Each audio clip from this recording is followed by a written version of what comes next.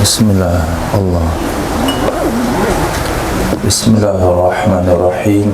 Alhamdulillahirabbil alamin. Wa sallallahu ala sayyidina maulana Muhammadin wa ala alihi wa sahbihi ajma'in, amma ba'du.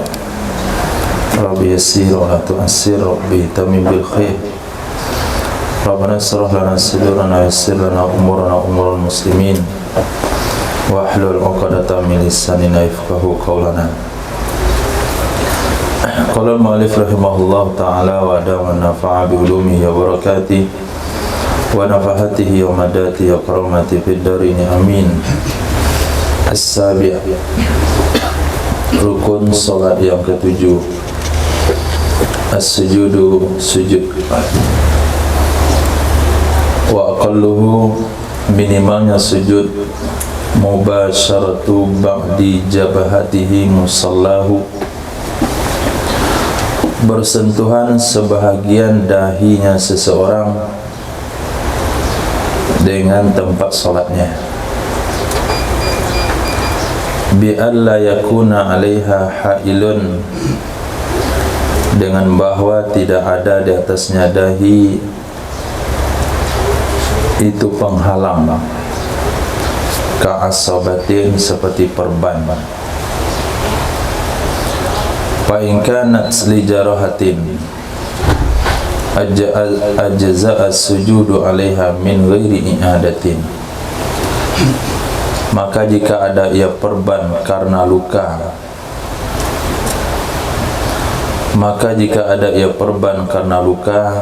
niscaya mencukupilah sujud di atasnya perban dari tanpa mengulangi sholat. Jadi teralasnya dahi karena uzur dalam sujud itu sah-sah saja,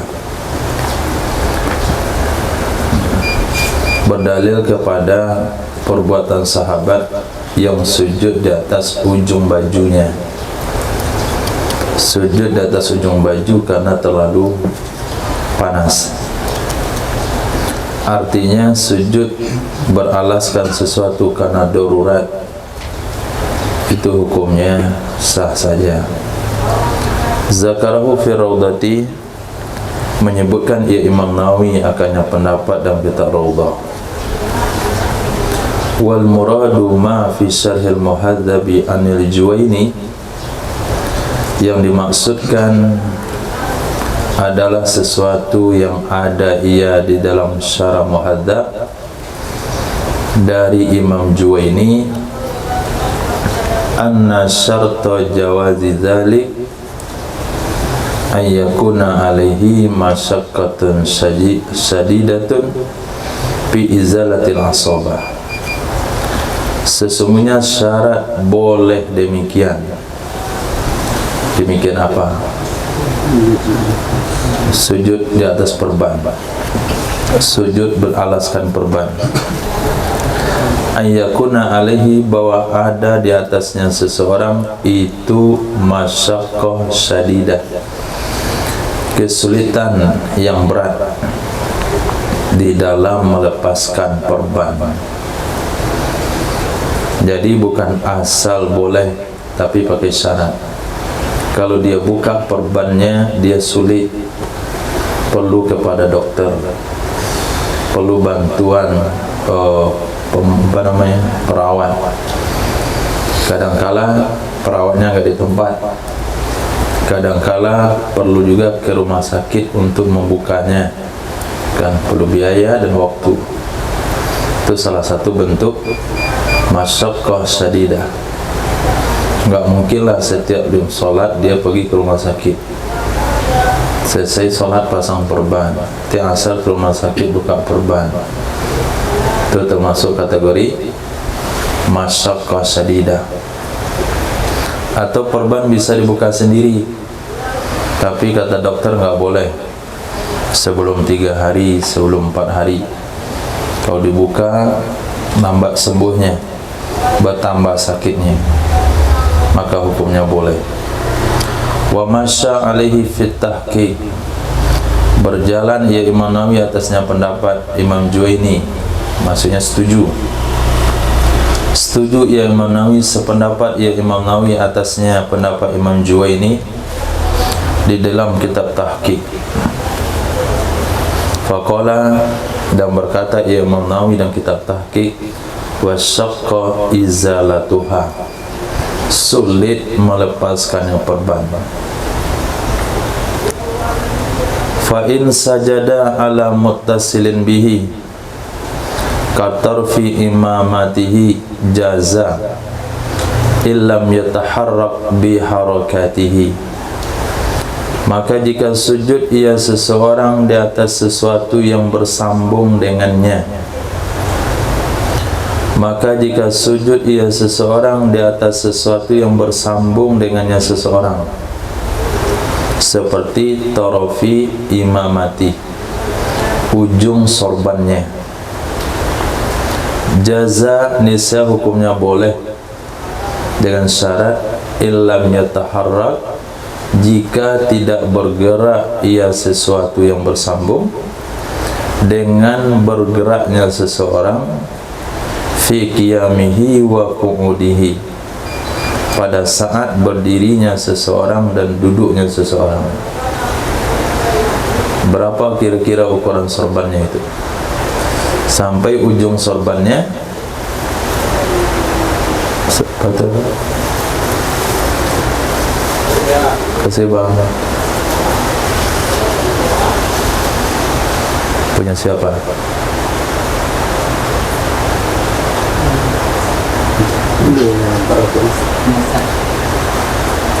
Kok ini ada ya? Khair.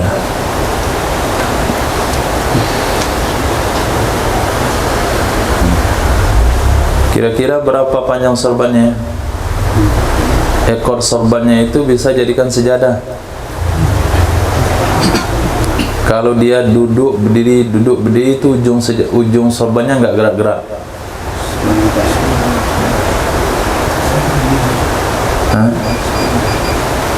Kalau tingginya seseorang itu katakan 140, 160, itu sorbannya ke bawah 160 cm, semeter 60. Kemudian supaya tidak bergerak ujungnya terletaklah kira-kira di bawah 1 meter, 2,5 meter ujungnya aja, ekornya sorbannya ke bawah. Ini bukan hadis, ini taswir fikih, tidak ada istinbat hukum dalam contoh. Nah, nanti antum istinbat hukum dalam contoh, berarti boleh dong sorban ekor sorban itu 2,5 meter. Itu ada dalam fikih, itu taswir fikih bukan hadis. Nah, taswir fikih itu nggak ada hukum di dalamnya.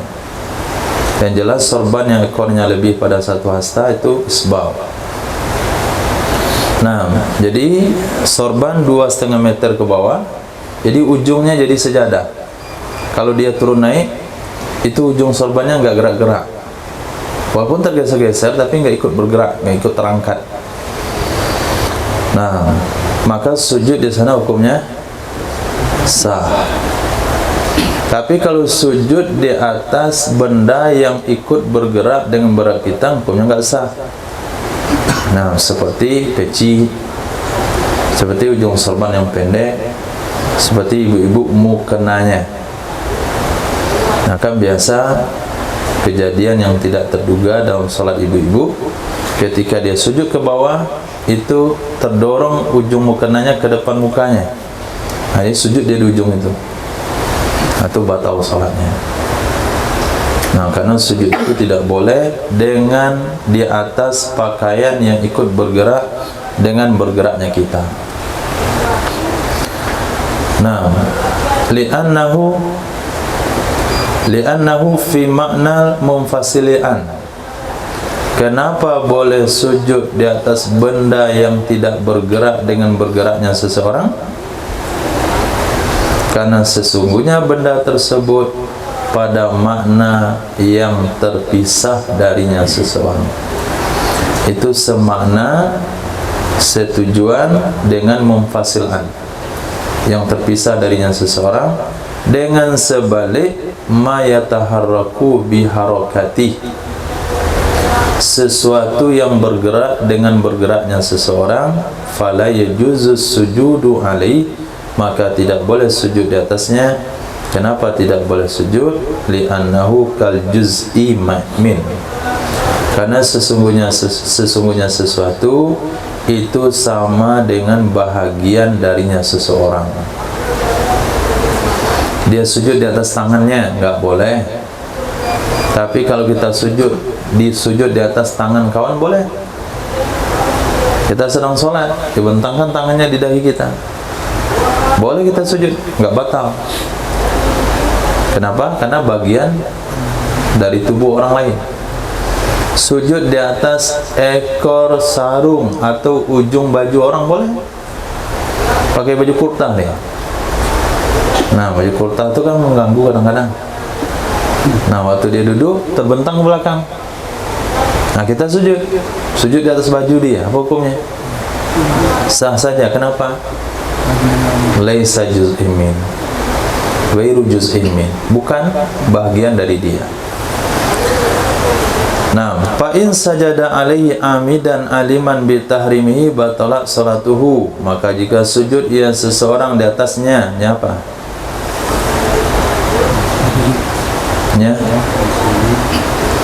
Benda yang bergerak dengan bergeraknya seseorang. Maka jika sujud ia seorang alaihi di atasnya, benda yang bergerak dengan bergeraknya seseorang, amidan, hal keadaan seorang tersebut sengaja, aliman bitahrimihi, hal keadaan seorang tersebut itu tahu dengan hukum haramnya, niscaya batal solatnya. Au jahilan, atau hal keadaan seorang itu tidak tahu, dari dia baru saja tahu, sebelumnya enggak tahu, selamanya dia sujud di atas mukenanya.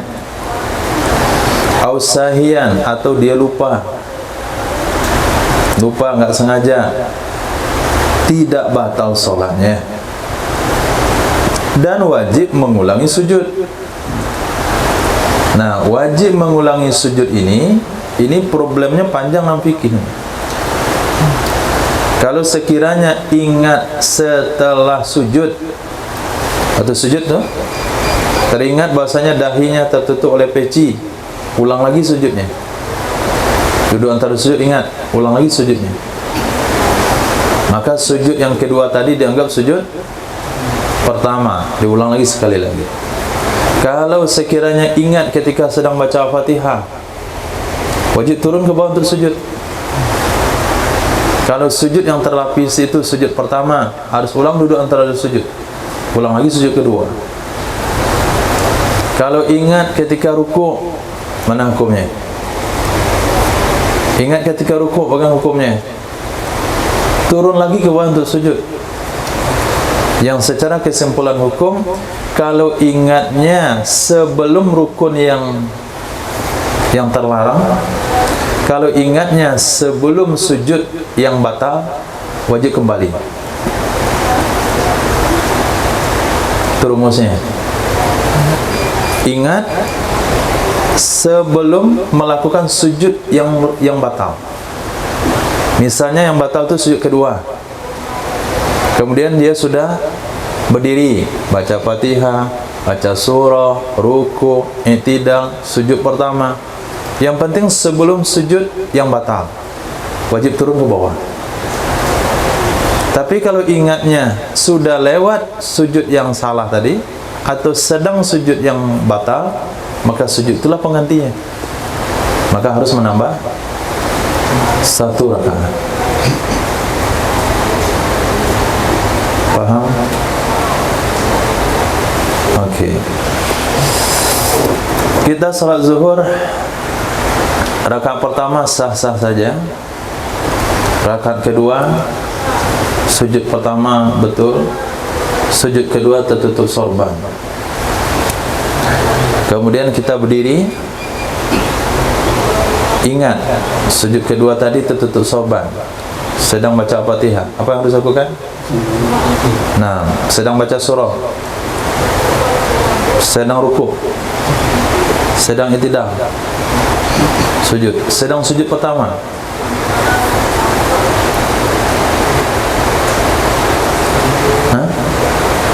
sedang sujud pertama.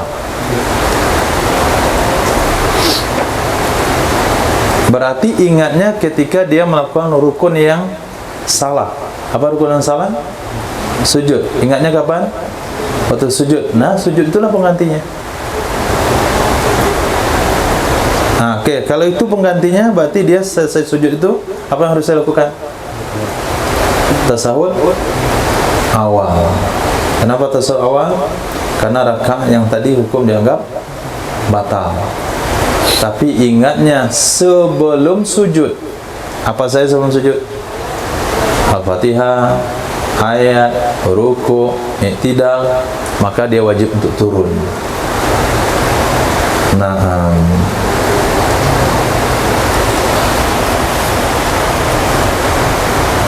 itu akan ada pengulangan nanti di babnya.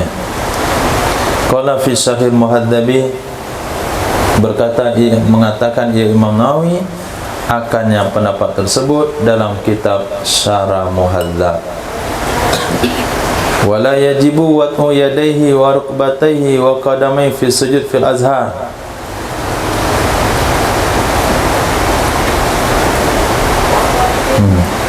Lain pendapatnya ini. Khair, ini masih muharrar. Tidak wajib meletakkan dua tangannya seseorang dan dua lututnya seseorang dan dua telapak kakinya seorang di dalam sujud menurut pendapat Azhar. Tidak wajib meletakkan dua tangannya seseorang, dua lututnya seseorang, dua telapak kakinya seseorang dalam sujud menurut pendapat Azhar. Enggak wajib. Berarti kalau dia sujud angkat kaki pun sah. Kalau dia sujud enggak pakai tangan sah. Sujud enggak pakai lutut juga sah. Mana caranya? Dibuat ayunan, ditaruh badannya situ, dahinya saja ke lantai. Yang apa namanya itu? Di awang-awang. Itu sah menurut pendapat Azhar Persi Muharrar. Yang senang dulu Persi Muharrar. Li'anahu, karena sesungguhnya la wajaba wat'uha la wajabal ima'u biha. Jikalau wajiblah meletakkannya, nya kembali kepada mazkurat. Jikalau wajiblah meletakkannya mazkurat, dua tangan, dua lutut, dua kaki, sungguh wajiblah mengisyarat dengannya mazkurat ketika tidak mampu dari meletakkannya.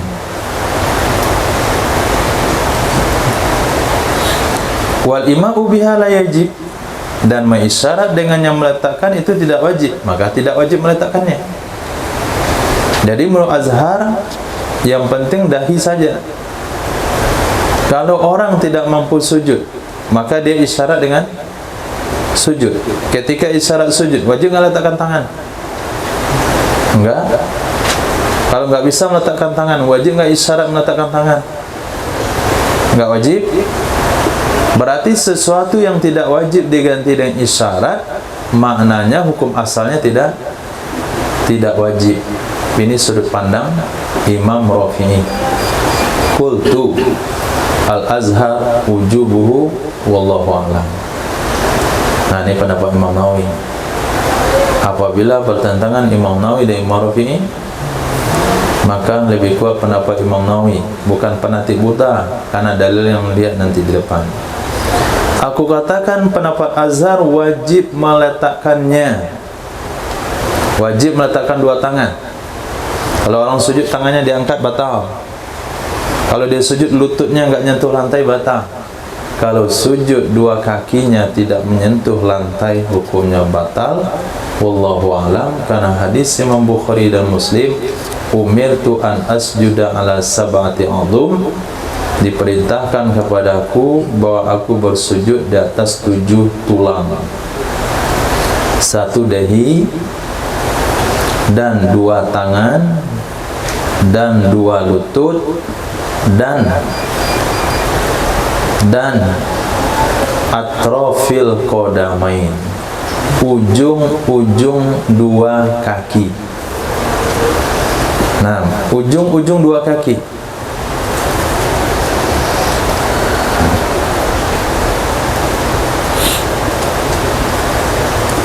maka tidak boleh sujud di atas kuku kaki. Nah, tidak boleh sujud di atas punggung kaki. Bahasanya ujung-ujung dua kaki. Nah, ujung-ujung dua kaki ini ada dua pemahaman. Pertama, ujung-ujung jari jemari kaki. Berarti kakinya berdiri begini. Nah, berdiri. Nah, kalau dibuat berdiri begini, bisa nggak sujud di atas ujung-ujung? Kalau berdiri begini? Hah? Nggak bisa. Paling yang bisa jari yang tinggi saja. Jari yang pendek di pinggirnya tidak. Nah, maka lebih kuat penafsiran kedua, qadamain. Bahasanya bukan as-sabi' qadamain, tapi qadamain. Nah, qadamain mana ujungnya? Hah? Bagian dalam. Yaitu bagian dalam sebagaimana redaksi fikih butunil as-sabi'. Perut anak jari. Berarti jarinya ditekuk menghadap ke arah kiblat. Itu khilafiyah di sana. Yang penting kalau kakinya masih terletak di bawah, aman. Dan ini kira-kira angin segar kalau kita ikut sholat dengan imam yang kakinya terangkat. Nah, sudahlah. Nah, anggap dia Rafi'i, kita Nawawi. Kan sah sholatnya sudah. Daripada kita mufaraqah, daripada memperbesar perbedaan, mendingan kita ikut saja. Tadi imamnya kakinya terangkat, bagaimana kira-kira? Ya sudah, dia Rafi'i, sana mau. Nah, itu untuk, tapi kalau mau ihtiyat, ulang lagi sholatnya. Atau mufaraqah. Al-awal yaqulu, pendapat yang pertama, mana yang pertama? Al-awal yaqul, yang pertama Azhar Rafi'i. Itu yang pertama. Yaqulu, berkata ya Imam Rafi'i, al-amru fihi amrun nadab. Perintah padanya itu perintah sunat pada selain dahi.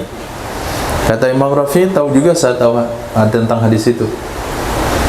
Saya juga tahu tentang hadis itu. Kata Imam Rafi'i, umirtu an asjuda ala sawat yang azum. Kata beliau, perintah di situ perintah sunat pada selain dahi. Wa yakfi alal wujubi wa juz'im min kulli wahidin minha. Cukup berdasarkan wajib ini. Cukup berdasarkan wajib meletakkan sebahagian dari masing-masing darinya 7. Meletakkan sebahagian dari masing-masing darinya 7. Jadi kalau dua tangan nggak mesti semua kedua tangannya. Ada sebagian tangannya diletakkan sudah. Kalau disebut dua lutut, tersentuh sebagian lututnya ke tempat sujud sudah cukup. Nggak mesti semua tempurung lututnya nyentuh tempat sujud. Juz'im min, bahagian dari masing-masing.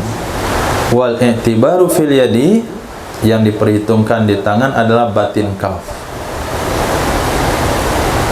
Nah, yang diperhitungkan di dalam tangan adalah batin kaf. Mana batin kaf? Nah, dari sini sampai ke sini, atau yang menempel, ini yang diperhitungkan. Sawa'un asabi' warroha, baikkah itu jari jemari ataupun roha yang bulat di tengahnya, itu yang diperhitungkan. Qalahu Bisarhil Muhadzab, mengatakan ya Imam Nawawi akannya pendapat dalam syarah Muhadzab.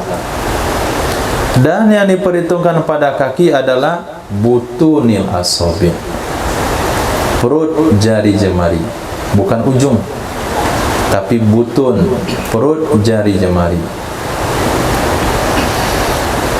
Wala yakfi kasfu syai'in minha, tidak wajib membuka sesuatu darinya yang telah disebutkan.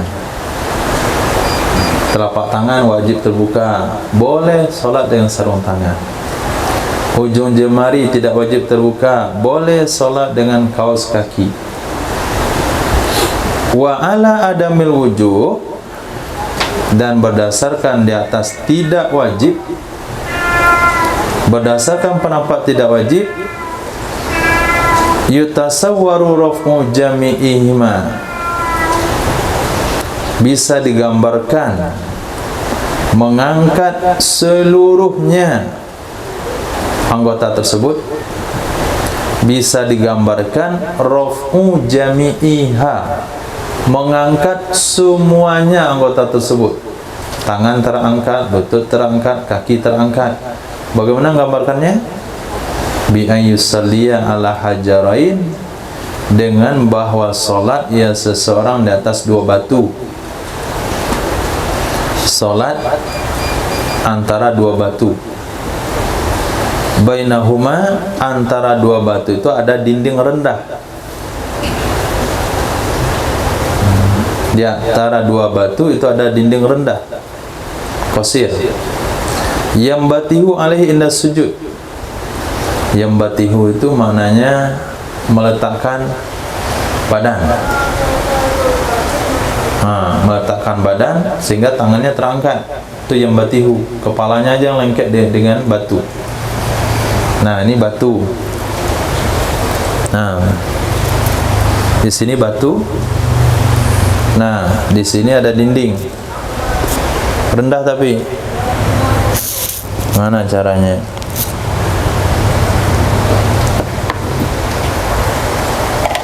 Nah, ulama fikih itu kadang-kadang kayak ini. Nah, taruh sini dinding, sini batu. Nah, sini batu lagi. Jadi dia sholat di sini dinding rendah. Ketika sujud, dia letakkan badannya sini. Nah, sini. Kepalanya di situ. Itu namanya yambatihu. Apa itu? Perut ditaruh di batu sini. Yang lain terangkat. Itu bahasa Indonesianya apa? Bahasa Pariamannya apa?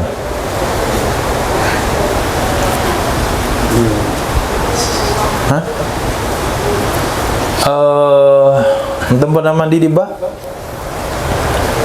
kemudian sabun jatuh dalam bak, dinding baknya tinggi, ambil sabun tuh ke dalam. Nah, taruh perut di atas dinding bak, tangan terangkat, kepala terangkat, tangan ambil sabun bak, tergantung-gantung gitu dia. Nah, itu bahasa Indonesianya apa?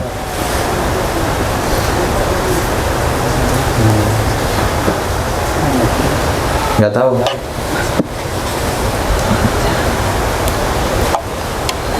Bentuknya ada paham? Enggak, suruh Safir praktek. Udah tahu bentuknya Safir? Apa bahasa pesisinya? Nggak ada bahasa pesisir. Itulah bahasa Indonesia kurang untuk menerjemahkan bahasa Arab. Bahasa Pariaman? Bahasa Kerinci? Bahasa Sebolga? Hah? Nungging? Beda nungging. Nungging itu orang sujud.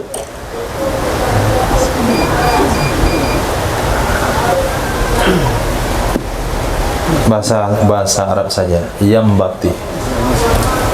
Nah, dia yambati, bukan ayam batih ya. Yambati ya seseorang. Mohon maaf aja itu nggak ada bahasa antum. Nah, alaihi, di atasnya dinding ketika sujud. Wa yarfa'uha, mengangkat ya seseorang akannya anggota tadi. Tangannya terangkat, lututnya terangkat, kakinya terangkat. Cuman dahi saja yang nempel ke batu depan. Nah, mengatakan ia mengayakannya pendapat dalam Syarah Muhaddzab. Begitu taswirnya, begitu surahnya kalau sujud pakai dahi saja. Nah, yang lebih mudah ya seperti yang saya katakan tadi, salat di ayunan. Jadi ketika sujud itu masukkan badannya ke ayunan, kemudian digantung-gantung, kepalanya yang ke bawah.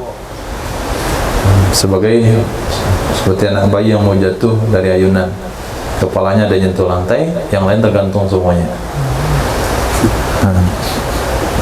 Nah, model itu sah sujudnya menurut Imam Rafi'i. Imam ini katakan tidak. Titik. Wa yajibu ayat ma'inna, wajib batu maknina ya seseorang. Jadi sujud itu harus pakai tumaknina. Di hadis sahihain, karena hadis Sahih Bukhari dan Muslim, hadis ini di mana dia akan sumasjud hatta tatma'inna sajidan. Kemudian sujudlah kamu sehingga kamu tumaknina hal keadaan kamu sujud. Di mana diriwayatkan? Hadis musii's shalah. Hadis orang yang enggak pandai salat. Itu hanya peribahasa saja. Nah, segi ta'aduban itu bahasa enggak boleh digunakan karena pelakunya sahabat. Tapi itu memang sudah dipakai oleh ulama. Hadis musii's shalah itu pasti hadis laki-laki yang sholat. Nah, boleh dihafalkan hadisnya. An Sayyidina Abi Hurairah radhiyallahu an, anna Rasulullah sallallahu alaihi wasallam dakhala al-masjid, fadakhala rajulun fasalla, summa jaa ila Nabi sallallahu alaihi wasallam fasallama alaihi, faradda alaihi salam, faqala lahu salli fa innaka lam tusalli. Nah, fa'ada farja ar-rajul fasalla kama kana shalla, summa jaa ila Nabi sallallahu alaihi wasallam faqala alaika salam, faqala lahu faqala alaik fasallama ala Rasulillah sallallahu alaihi wasallam, faqala lahu Rasulullah alaika salam, faqala salli fa innaka lam tusalli. Itu riwayat Imam Bukhari dan Muslim. Kemudian laki-laki itu katakan, ya Rasulullah, walladzi ba'atsaka bil haqq, nah ma uhsinu ghairu hadza fa'allimni. Maka Nabi bersabda di penggalan hadis tersebut, sumasjud hatta tatma'ina sajidan, kemudian sujudlah kamu sehingga kamu tumaknina dalam keadaan sujud. Nah, kalau antum ketemu dalam bab-bab fikih bahasanya musii's shalah, dalam bahasa hadis musii's shalah, itulah hadisnya. Nah, hadis itu yang dimasukkan oleh ulama. Nah, kalau ada dikatakan kama fi hadis Zulyadain, di mana?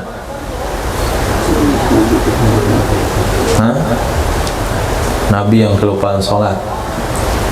Nah, kalau sehingga Nabi katakan, hadis apa lagi?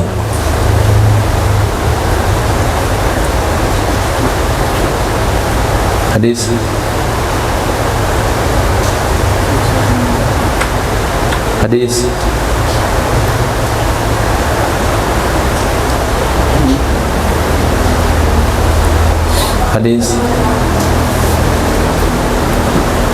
oke, lupa.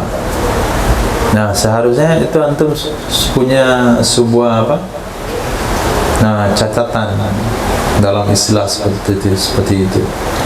Karena nanti ketika membaca sebuah kitab, dia timbul bahasa seperti itu, nah kita langsung ingat yang hadis yang sama. Dan istilah-istilah dalam penggunaan hadis itu sering digunakan oleh ulama dalam hal-hal seperti itu.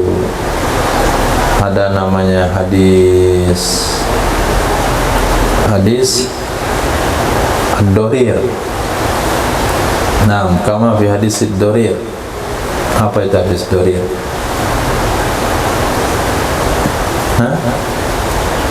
Hadis Sayyidina Abdullah ibni Ummi Maktum yang minta izin untuk meninggalkan salat berjamaah, tidak dapat izin dari Nabi sallallahu alaihi wasallam. Itu namanya hadis dorir, hadis si orang buta. Khair. Wa yanalu masjadahu, wa yanalu masjadahu, Masjada itu dibaca dengan fathil jim, bidat fil musannaf itu dengan dobit musannaf, itu dobit Imam Nawawi. Arti masjad maudi'a sujudi, tempat sujudnya. Wa yanalu masjadahu, mencapai, menimpa akan tempat sujudnya seseorang, siqalu ra'sih, oleh beban kepalanya. Itu syaratnya, menyentuh, merasakan, menimpa akan tempat sujudnya seseorang oleh beban kepalanya. Bagi kita hal ini mungkin suatu perkara yang nggak perlu dibicarakan.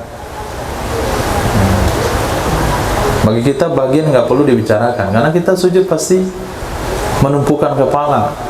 Tapi perkara yang ini, hal seperti ini baru bagi orang-orang elit. Nah, orang-orang yang merasa tidak, nggak mau makan kalau barangnya terbuka sedikit, nggak mau minum kalau nggak ada tutup gelasnya, nggak terima kalau ganti. Nah, orang-orang kayak gitu tuh, itu nggak mau kadang-kadang sujud ya, nggak mau disujud, letakkan kepalanya, merasa hina diri dia kalau meletakkan kepala sujud. Itu di alam-alam orang yang mungkin kayanya belum jumpa kali. Nah, yang sepatunya dipakaikan, kemudian dibukakan pintu mobilnya, kemudian pelayan yang di rumah 30 orang. Ini perkara aneh bagi dia kalau sujud itu letakkan kepala. Ada tuh jemaah yang pergi umroh misalnya, dia nggak mau letakkan kepala tempat sujud, dia diangkat kepala dikit. Rasanya rasa nggak layak, apalagi dia sholat di musola kita, itu nggak mau disujud. Atau sujud, batal sholatnya, pulang deh. Bau apa ini? Nah, padahal bau karena karpet dicuci, karena kena kencing itu. Bukan karena bau kencingnya, bau karpetnya nggak kering-kering. Nah, kita sholat dah usah pakai alas, pakai kain, tembus juga. Lengket baunya ya. Cari bau apa ini? Nah, orang seperti itu merasa baru bagi dia kalau ada pemberitaan sujud tuh letakkan kepala, dan sampai beban kepala nempel ke tempat sujud. Nah, tasawurnya bagaimana? Fa in sajada ala kutnin, jika sujud ya seorang di atas kapas atau seumpamanya kapas. Kalau sekiranya tempat sujud itu di alas pakai kapas atau seumpamanya kapas, wajaba ayyatahamala alaih, wajib bahwa menekan ia seseorang di atasnya kapas, hatta yang kabis, sehingga kempes ia kapas. Wa yazharu atharuhu fi yadin, dan nampak bekasnya kapas di tangan. Kebayang nggak itu tasawurnya? Nampak bekasnya kapas di tangan.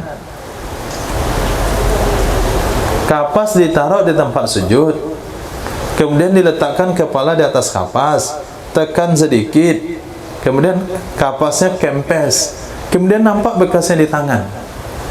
Kok di tangan? Hah? Kok di tangan? Lau furidat tahta dzalik, kalau sekiranya ditakdirkan ia tangan di bawah demikian. Kalau sekiranya ada tangan di situ, di bawahnya akan nampak bekasnya.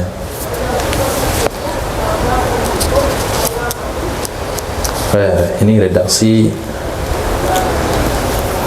redaksi contoh tasawur, tapi bukan dalam sholat.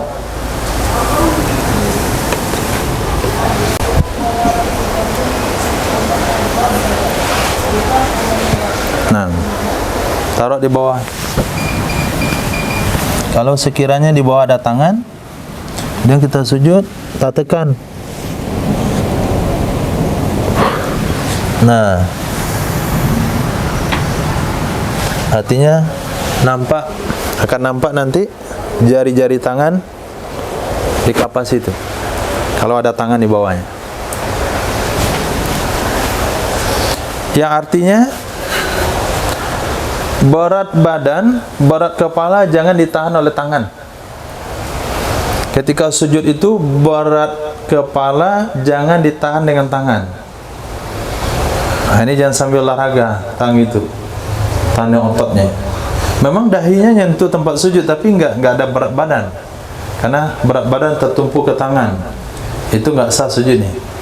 Tapi berat kepala atau berat badan separuhnya ada di kepala. Nah, separuh dari berat badan itu ada di kepala, nggak ada di tangan. Jadi tangan itu hanya sekedar diletakkan saja. Itu sebabnya sujud itu mesti dicari tempat yang lunak. Nah, kalau tempat yang kasar, nanti nampak asar sujudnya. Hitam di sini. Itu karena sujud tempat yang kasar. Nah, asar sujud. Dan itu bukan dibuat. Itu kadang-kadang karena tekstur daripada dahinya. Nah, atau bentuk dahinya. Kan ada bentuk dahi orang menonjol.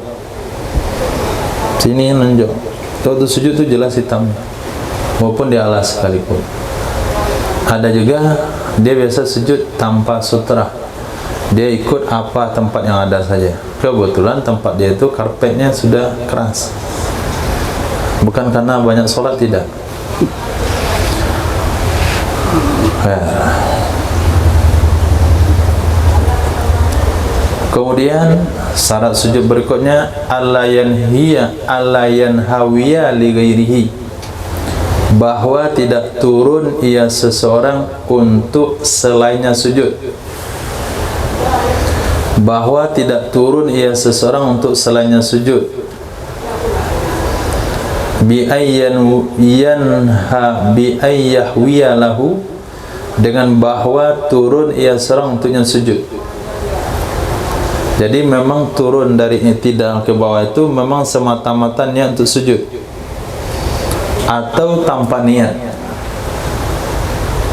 Tapi kalau dia turun ke bawah untuk mengambil sesuatu, kemudian dijadikan sujud, maka tidak sah. Misalnya selesai i'tidal, sami Allahu liman hamidah, kemudian dia sholat di kapal, terjadi gelombang, jatuh dia. Nah, langsung aja ke bawah lagi. Padahal dia turun ke bawah itu karena jatuh. Itu tidak sah sujudnya, naik lagi ke atas, turun lagi ke bawah sengaja. Begitu dijaga. Nah, dan bentuk pengamalan dari ayat falyamal amalan shalihan wala yusyrik bi ibadati rabbi ahada. Dalam pergerakan ibadah itu tidak ada yusyrik dengan yang lain, tidak ada karena yang lain, semata-mata hanya untuk sujud. Minimal nggak ada niat yang lain, minimal gitu. Walaupun tidak diturun niatnya sujud, saya turun nih mau sujud, walaupun nggak ada niat seperti itu, yang penting nggak ada niat lain.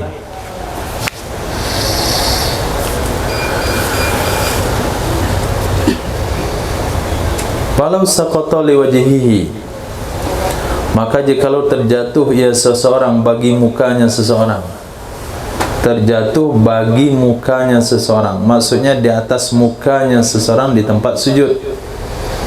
Pas dia terjatuh ke depan, itu masuk bagi mukanya, pas di tempat sujud, wajibal audu ilal i'tidal, wajib kembali ke i'tidal. Liyahwiya minhu, supaya dia turun darinya i'tidal. Lintifa'il hawi fis sukut, karena tidak ada turun dalam jatuh.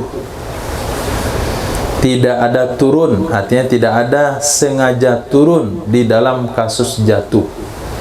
Tadi itu dia nggak turun, itu jatuh rumusnya. Nah, kalau jatuh berarti turunnya ke bawah itu nggak ada gerakannya, maka ulang dari awal. Walau hawa liyasjuda, jikalau turun ia seorang untuk sujud, jikalau turun ia seorang supaya dia sujud, memang turun ke bawah niat sujud, tapi di pertengahan turun, saqata ala jawahati, terjatuh ia di atas dahinya. Innawal i'timada alaiha,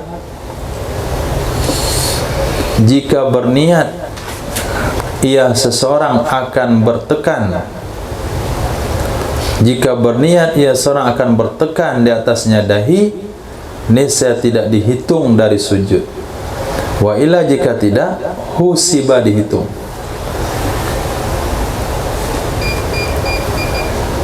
Paham?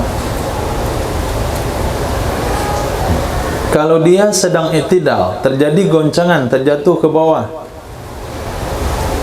hukumnya wajib berdiri kembali. Nah, ini rumusnya beda, kasusnya beda. Dia turun ke bawah untuk sujud, memang turun untuk sujud, tapi karena faktor sudah tua, faktor sakit, faktor lemah, faktor goncangan, ketika dia turun tuh langsung sampai di bawah, tuh langsung dahinya di tempat sujud. Nah, ketika dia jatuh ke bawah, ada hasrat, ada terlintas dalam hatinya mengelakkan anggota yang lain, ditaruh dahinya tempat sujud. Iktimad. Dia jatuhkan badannya dengan bertumpu kepada dahi, maka sujudnya nggak sah. Tapi kalau dia jatuh nggak ada niat apa-apa, ya sudahlah jatuh, maka sujudnya sah. Nah, ketika dia jatuh itu terlintas dan dahinya, kepala aja setan ke bawah, karena tangannya sakit. Ada terselip di sana niat iktimad, batal sujudnya. Nah, kalau batal sujud di mana dimulai? Bukan. Dimulai dari batasan jatuh tadi. Nggak kayak tidak. Kalau tidak dimulai batal sholatnya. Hati-hati. Dia dah tidak ya, sampai sini niat turun, jatuh dia, maka dia akan mulai sampai sini nih. Kalau dia berdiri lagi, batal sholatnya dengan sengaja, karena ziyadah rukun. Nah, itu namanya ziyadah rukun. Maka dia akan naik lagi ke atas, kemiringan tadi mana dia jatuh, situ dia mulai turun lagi ke bawah. Nah, tapi ketika jatuh ke bawah, nggak ada niat iktimad seperti tadi, husibah, maka sujudnya sudah dihitung. Khair, agak aneh mau hukum fikihnya, karena tidak terjadi. Mungkin dari 1000 orang sekali terjadi seumur hidup. Tapi ulama sudah siapkan hukumnya.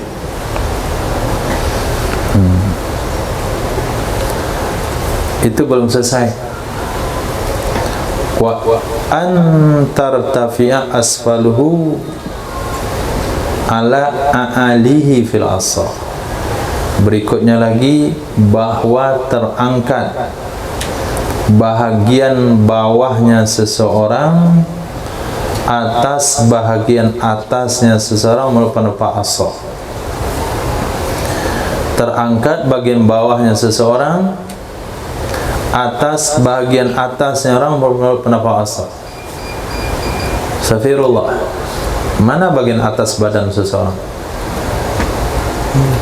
Kepala, apa lagi? Perut itu di atas, di atas segala-galanya.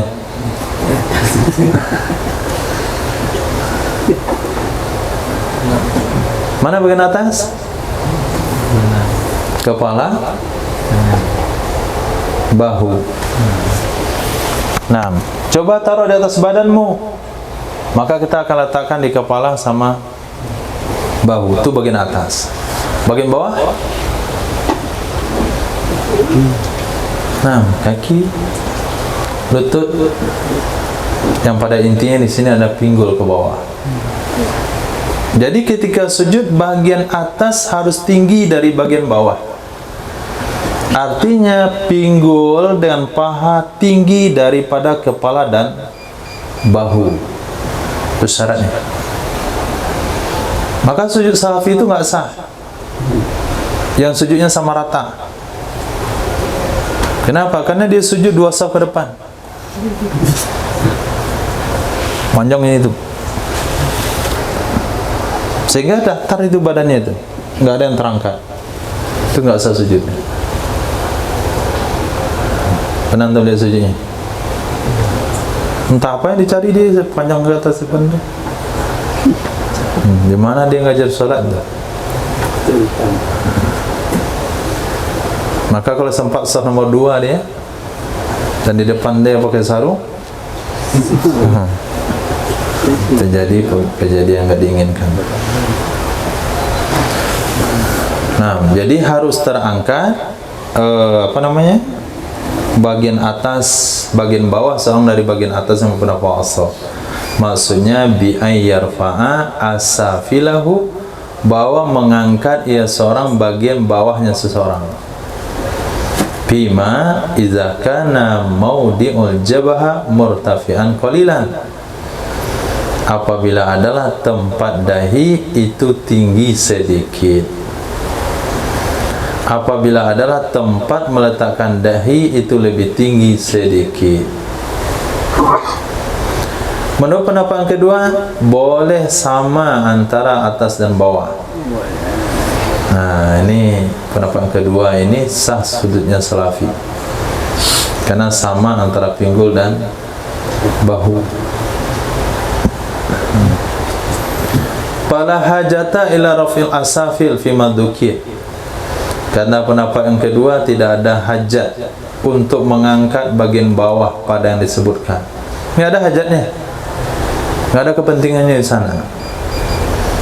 Wa mahma kanal makan mustawiyan, dan ketika adalah tempat itu sama. Nah, dan ketika adalah tempat itu sama, fal asafil a'la, maka bagian bawah pasti lebih tinggi. Kalau tempatnya rata, tempat sujud, letakkan dahi, letakkan tangan, letakkan lutut, letakkan kaki datar, pasti kalau sujud bagian atasnya sudah terangkat secara otomatis. Itu pasti sudah lebih tinggi. Maka kata beliau, tidak ada hajat perlu ngangkat bagian atas, nggak perlu disebutin begitu. Kenapa? Karena kalau tempatnya datar, kalau orang sujud pasti bagian belakangnya tinggi secara otomatis. Nah, kayaknya pendapat Sani ini tidak melihat sujudnya salafi sehingga ngomong begitu. Nah, kalau beliau melihat sujudnya salafi, tentu akan melihat satu buah kejadian, akan ada tasawur tempatnya rata tapi pinggul sama dahi sama tinggi. Nah, karena sujudnya memanjangkan badan ke depan. Khair. Jadi jangan salah paham, hajata ila rafil asafil, tidak ada hajat untuk mengangkat bagian atas. Maksudnya bukan berarti Sani menantang adanya pengangkatan bagian belakang, bukan itu yang beliau tantang. Tapi tidak perlulah terus terang disyaratkan angkat bagian belakang dari bagian atas. Kata apa? Karena kalau tempatnya rata, pasti bagian pinggul itu lebih tinggi daripada kepala. Walau kana al-a'li a'la min al-asafil la tafa mawdi al-jaha katsiran lam yujzi'u jazman li adi'in sujud. Jikalau adalah a'ali, jikalau adalah anggota bagian atas, kepala sama bahu, itu lebih tinggi dari bagian bawah, pinggul. Kenapa bisa lebih tinggi? Karena tinggi tempat dahi, lirtifai maudil jabha, karena tinggi tempat dahi, katsiran banyak, tinggi sekali maksudnya, niscaya tidak mencukupi ia sujud akannya seseorang jazman, karena tidak ada nama sujud. Nah, karena tidak ada nama sujud.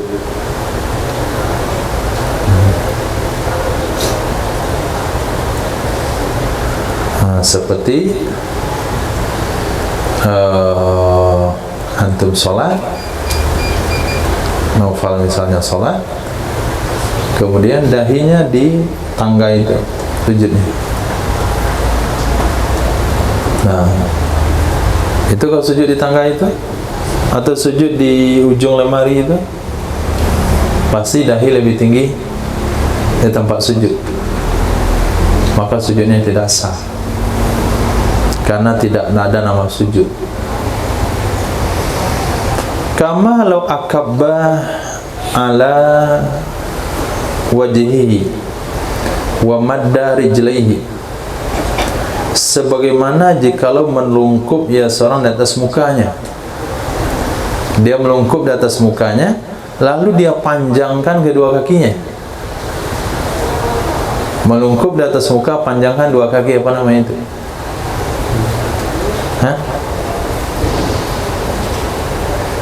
Melungkup di atas muka, panjangkan dua kaki ke belakang, apa namanya?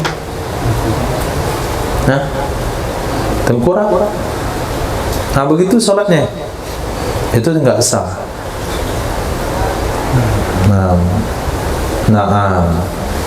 In kana bihi illah la yumkinu sujud illa mamduda rijlain ajza'ahu.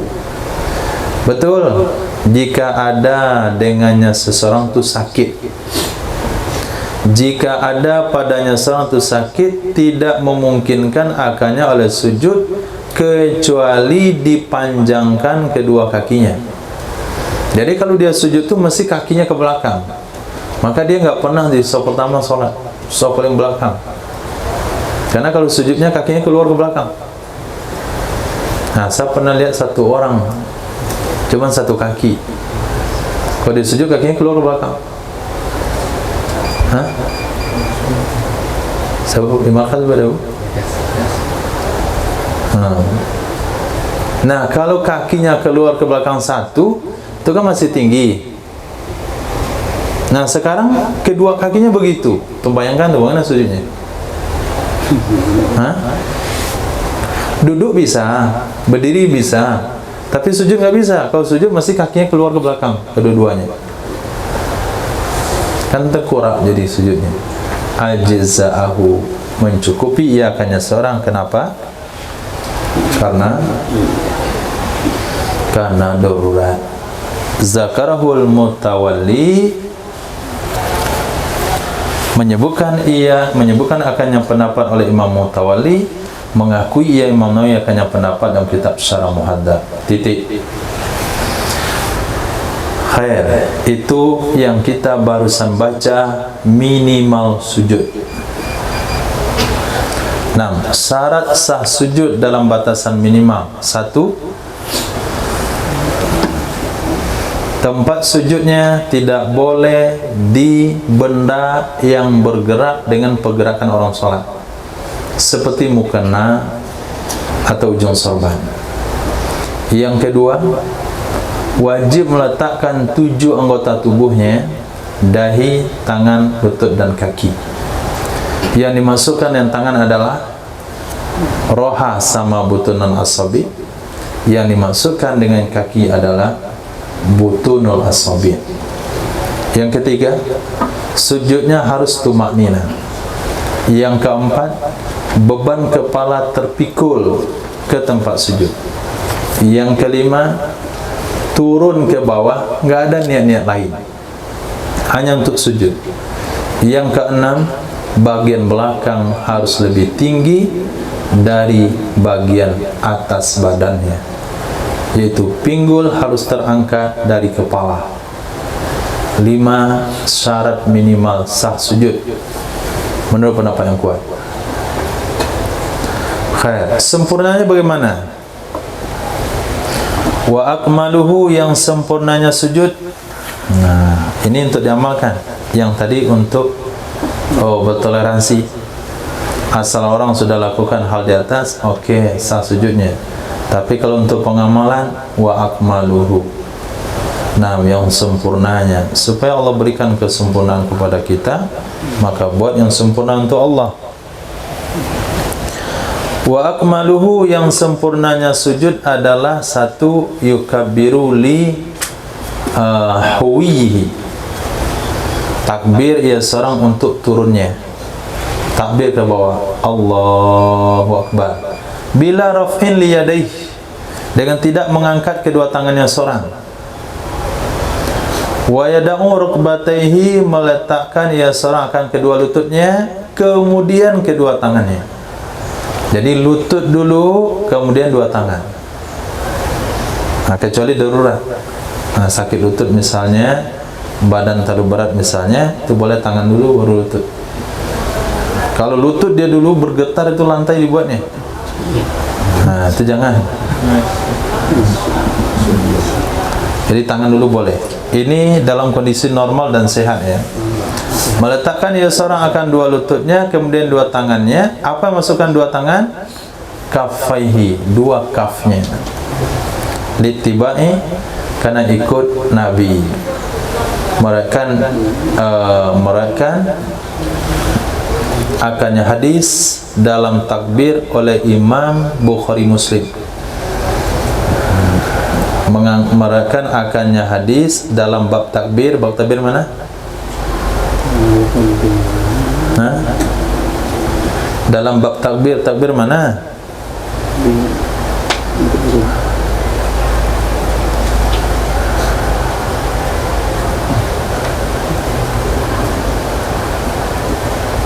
Masih belum kenal dengan beliau ya. Cara ngomongnya Imam Nawawi. Tadi sempurna sujud apa? Yukabbir lihwi, itu takbir maksudnya itu. Yang sempurnanya sujud adalah takbir ya seorang untuk turunnya seseorang. Nah, hadis takbir riwayatkan oleh Imam Bukhari dan Muslim. Takbirnya bagaimana? Bila rafi liyadai, dan tidak mengangkat tangan. Hadis pada tidak mengangkat tangan diriwayatkan oleh Imam Bukhari. Wa fi adami rafi, dalam masalah tidak mengangkat tangan diriwayatkan oleh Imam Bukhari. Kemudian apa lagi? Meletakkan dua lutut, kemudian dua tangan. Wafil baki, itulah baki. Baki pada yang sisanya. Sisa dari penjelasan tadi. Yang sisa tinggal meletakkan dua lutut, kemudian diiringi oleh dua tangan. Itu diriwayatkan oleh arba'ah, 4 orang. Siapa betul? Diriwayatkan oleh arba'ah, oleh 4. 4 siapa betul? Tilawat Sunan Nasai Nantamidi Nampak lah. Sunan Ibn Majah. Nah, itu istilah dalam hadis al-arba'ah. Kalau dibilang al-arba'ah pasti Abu Dawud, Tirmizi, Nasai, Ibnu Majah. Tapi kalau dibilang salasa, keluarkan Ibnu Majah, Ibnu Dawud, Imam Abu Dawud, Tirmizi, Nasai. Berarti Ibnu Majah masuk kalau bilang salasa. Hasanahu Tirmizi, maka hasan akannya hadis oleh Imam Tirmizi. Kemudian setelah lutut, kemudian dua tangan, kemudian dahinya seseorang dan hidungnya. Dahi plus hidung, berarti dahi sama hidung serentak, karena huruf atapnya wow. Dalilnya ittiba. Nah, dalilnya ittiba, ikut Nabi. Fi daumil anfi ilal jabahah, di dalam menggabung hidung ke dahi. Hadis riwayat Imam Abu Dawud. Dahi sama hidung, hidung digabung ke dahi, itu hadis riwayat Imam Abu Dawud. Wa yaqulu, membaca ya sarang subhana rabbil a'la 3 kali. Ittiba, ikut Nabi juga. Meraihkan akannya hadis dari tanpa 3 kali oleh Imam Muslim. Membaca waktu ruku' sujud subhana rabbil a'la, enggak ada hitungannya, subhana rabbil a'la saja. Itu hadis riwayat Imam Muslim. Wabihi, dengan adanya salasan, wabihi dengannya salasan, subhana rabbil a'la 3 kali, itu riwayat Imam Abu Dawud.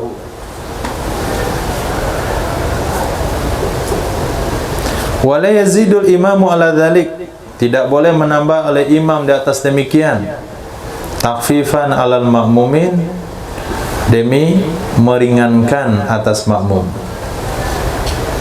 Wa yazidul munfarid, menambah oleh orang salat sendirian. Allahumma laka sajadtu wa bika amantu wa laka aslamtu, sajada wajhiya lilladzi khalaqahu wa sawwarahu wa syaqqa sam'ahu wa basarahu, tabarakallahu ahsanul khaliqin.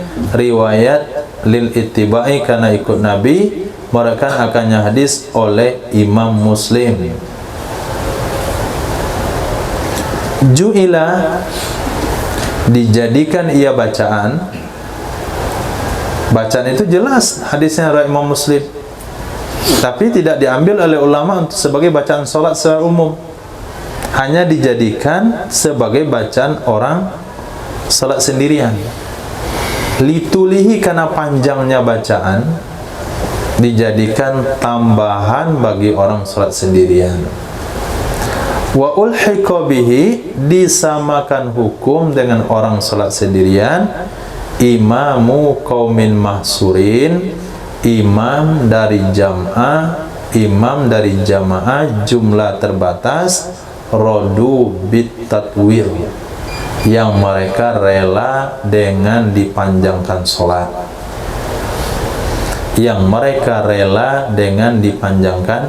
solat, seperti imam 40 hari. Wa yada'u yadaihi fi sujudi hazwa mankibaish, meletakkan ia seseorang dua tangannya dalam sujudnya sejajar dengan dua bahunya. Jadi letak tangan ketika sujud sama dengan letak tangan ketika takbiratul ihram, itu posisinya di bawah. Littiba, karena ikut Nabi SAW, mereka akannya hadis oleh Imam Abu Dawud. Wa yansuru asabi'ahu, nah, membuka ia seorang jari jemarinya, dibuka dan digenggam. Jadi yansuru lawannya adalah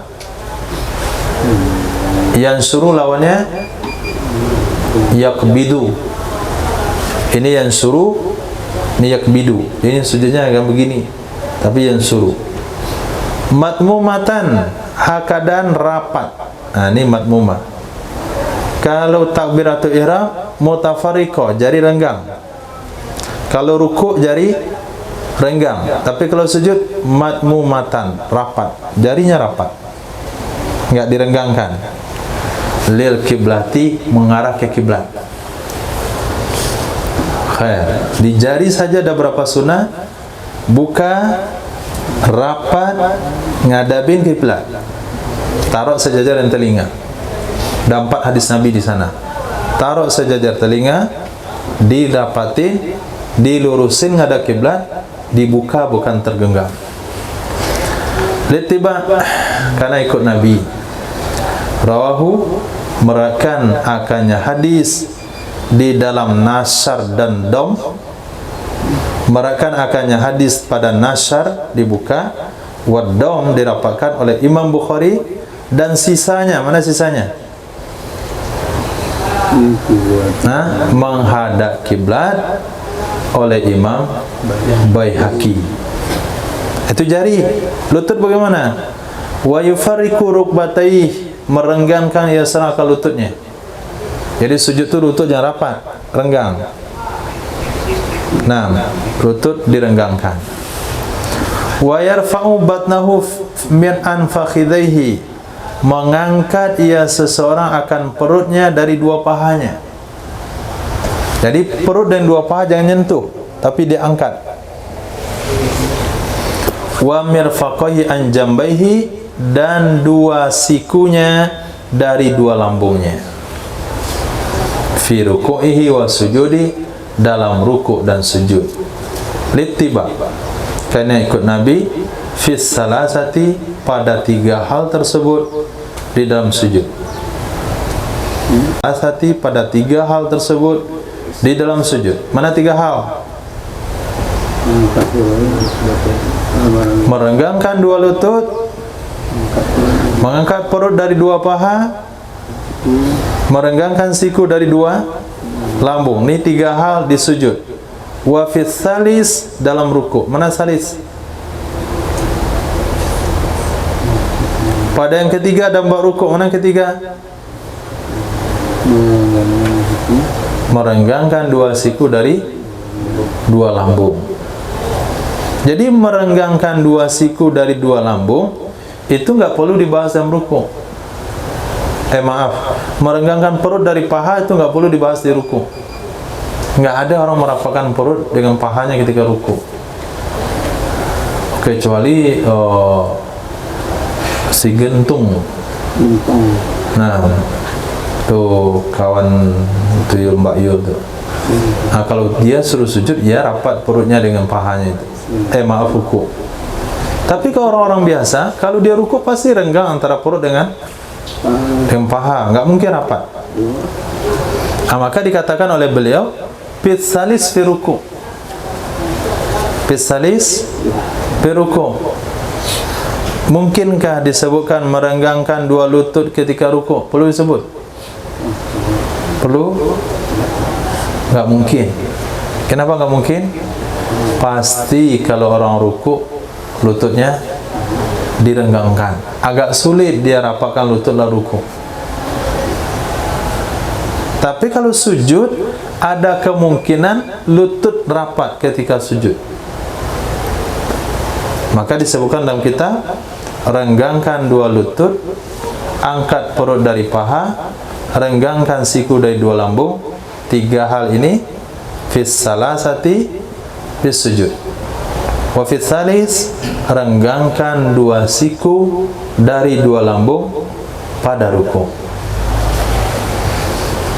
Meraihkan akannya hadis pada dua yang pertama. Mana dua yang pertama? Yufariqu rukbatayhi yarfa'u batna an fakhidhai, dalam sujud oleh Imam Abu Daud. Wa fis salis, pada yang ketiga. Mana yang ketiga? Merenggangkan dua siku dari dua lambung. Fihi, padanya. Pada apa? Pada sujud oleh Imam Bukhari dan Muslim. Wa fis salis, pada yang ketiga, merenggangkan dua siku dari dua lambung pada ruku, diriwayatkan oleh Imam Tirmizi. Sudah bisa dipahami redaksinya? Nah, itu redaksi Imam Jalaluddin sendiri. Nah, beliau pengen menginformasikan kepada kita secara pasti. Nah, ini hukumnya, ini hadisnya dalam kitab ini, dan ini perawinya. Padahal bisa saja beliau gabungkan itu, littiba, rawi Bukhari dan Muslim, selesai. Tapi ingin beliau jelaskan kepada kita, kalau soal bab ketiga, yaitu merenggangkan siku dari dua lambung, fihi, dalam sujud, itu dalilnya Syekhani. Tapi fis salis, merenggangkan siku dari dua lambung dalam bab ruku, itu riwayat Imam Tirmizi, nggak ada dalam Sahih Bukhari Muslim. Adanya dalam Sunan At-Tirmizi. Kata Imam Tirmizi, hadisnya hasan sahih. Wa iqasul awalani fihi al-mazidan alal muharrar, dikiaskan dua yang pertama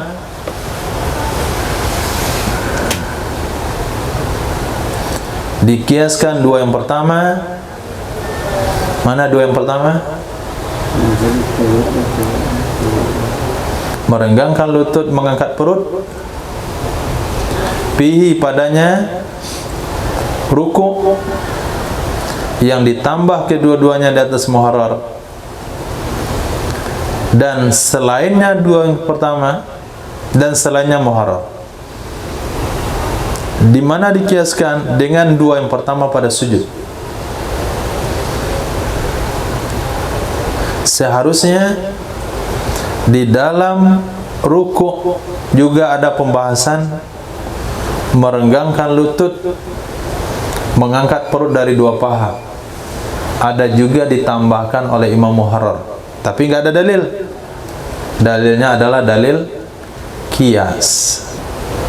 Yuqasul awalan, dikiaskan dua yang pertama, merenggangkan lutut dan mengangkat perut. Fihi, pada ruku, mazidani, yang ditambah kedua-duanya dari muharrar dan selain muharrar. Bagaimana dikiaskan? Dengan dua yang pertama, merenggangkan lutut dan perut di dalam sujud. Di dalam kitab Raudhah disunahkan tafriq baina qadamain bisyibrin. Nah, di dalam kitab Raudhah ada penambahan disunahkan menjarakkan, memisahkan antara dua telapak kaki dengan jarak 1 jengkal.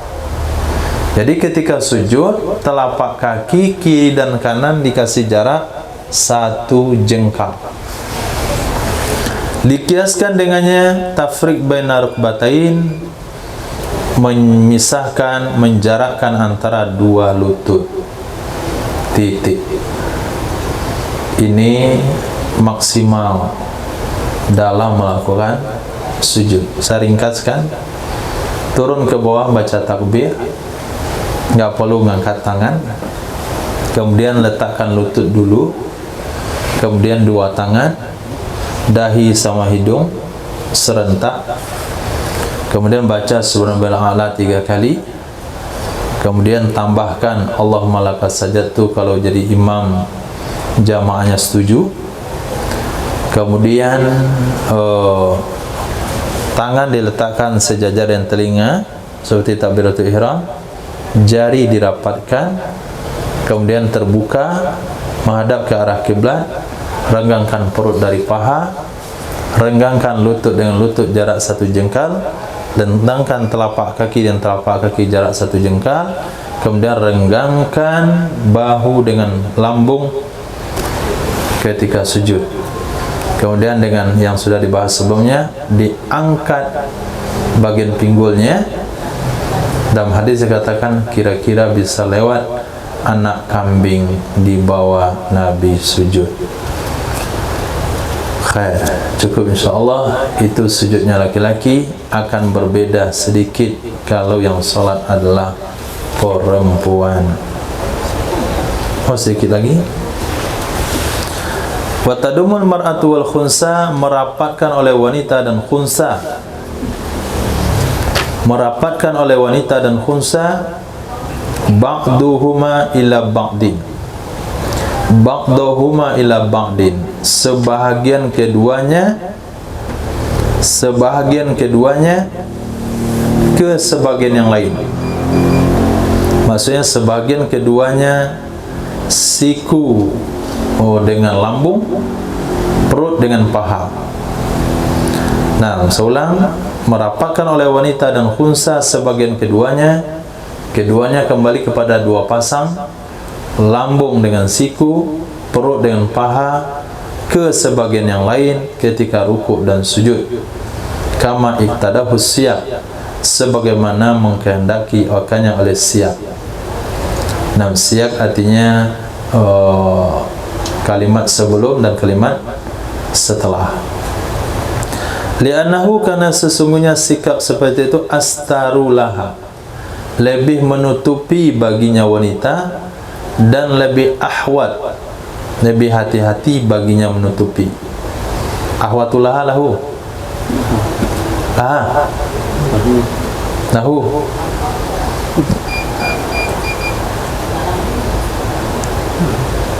Laha. Astarulaha wa ahwatulaha. Lahu.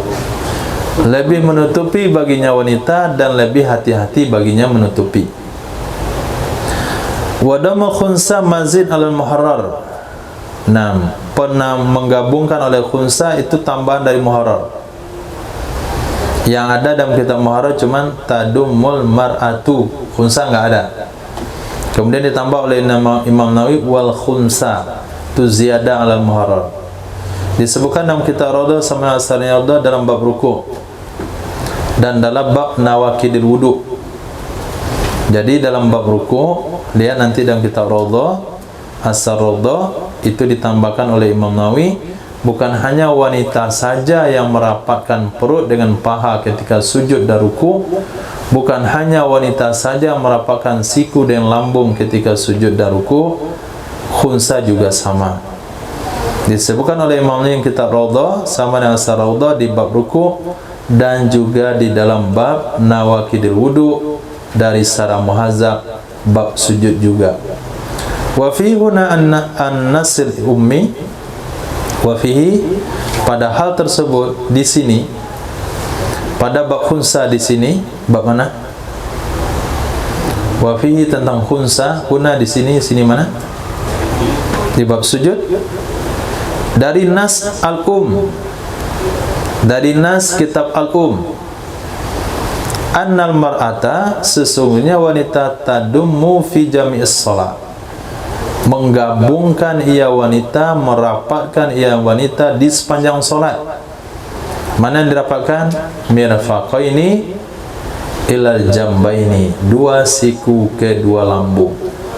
Jadi kalau wanita sujud, sikunya masuk ke dalam, bukan dibuka keluar, tapi masuk ke dalam. Nah, waktu rukuk juga sama, gini rukuknya, bukan dibuka begitu, tapi masuk ke dalam. Nah, untuk menjaga beberapa organ, nah, supaya tidak bergerak dengan bergeraknya. Nah, rukun salat yang ke-8, wallahu a'lam. Akum soal. Kalau misalnya orang yang sholat dalam keadaan duduk atau dia berbaring, apakah berlaku juga untuk yang terhalang juga? Atau tidak masalah?